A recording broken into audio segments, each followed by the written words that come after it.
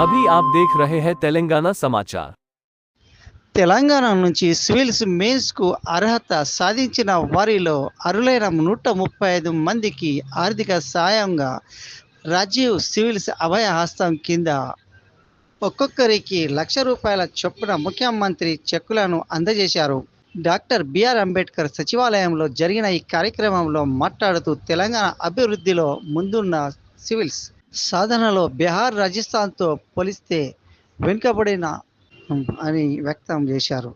గత ప్రభుత్వం దగ్గర డబ్బులున్న ఇటువంటి పనులను ఏం చేయలేదని, ఇప్పటి ప్రజాప్రభుత్వం మాత్రం విశ్వవిద్యాలయాలు, ఉద్యోగ నియామకాలు, ఉపాధి కల్పన, రైతు సంక్షేమానికి ప్రజాప్రభుత్వం అధిక ప్రాధాన్యత ఇస్తుందని ముఖ్యమంత్రి రేవంత్ రెడ్డి స్పష్టం చేశారు.